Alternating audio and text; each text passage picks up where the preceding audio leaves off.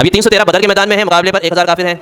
یہ لڑنے کے ارادے سے نکلے بھی نہیں تھے، وہ تو ایک تجارتی قافلہ وہاں سے گزر رہا تھا. تو اللہ علیہ وسلم کو اطلاع ہوئی.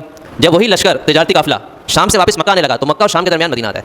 آپ صلی اللہ علیہ وسلم نے فرمایا کہ بس نکل پڑو اور اس لشکر پر حملہ کرنا ہے.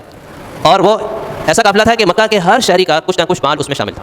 یہاں سے ابو جہل کو پتہ چلا کہ ہمارا جو قافلہ آ رہا ہے اور بہت زیادہ اس میں مال ہے، مسلمان اس پہ حملہ کرنا چاہ رہے ہیں. ابو جہل نے زبردست لشکر تیار کیا 1000 آدمیوں کا اور مقابلے کے لیے نکل پڑا.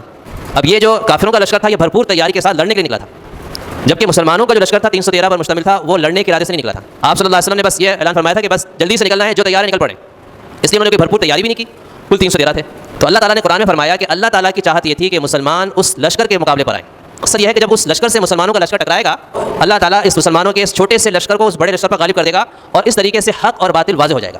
یہ اللہ تعالیٰ کی چاہت تھی، چنانچہ اس کے مطابق ہی ہوا کہ وہ اتفاق سے بدر کے میدان میں دونوں لشکر آمنے سامنے ہو گئے اور مسلمانوں کا مقابلہ پھر ابو جہل کے لشکر سے ہوا اور اللہ تعالیٰ نے عظیم فتح عطا فرمائی. اور اس دن کو اللہ تعالیٰ نے قرآن پاک میں یوم الفرقان قرار دیا، حق اور باطل کے درمیان فرق واضح ہونے کا دن. اور اس میں 70 کافر مارے گئے. ان 70 کافروں میں 24 تو مکہ کے سردار تھے اور 70 قید میں آ گئے، گرفتار ہو گئے. پھر ان کو فدیہ دے کر آپ صلی اللہ علیہ وسلم نے چھوڑا. اس میں آپ کے چچا بھی تھے، حضرت عباس رضی اللہ عنہ مسلمان نہیں تھے.